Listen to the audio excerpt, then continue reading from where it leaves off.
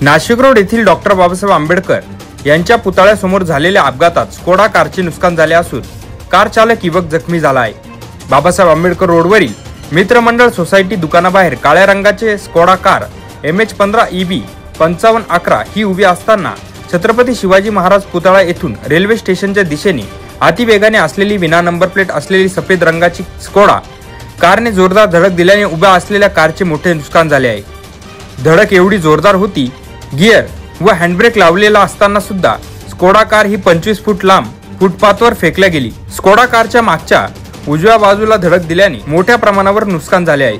धडक देणारा कार चालक युवक जखमी झाला असून त्यावर खासगी रुग्णालयात उपचार सुरू आहेत।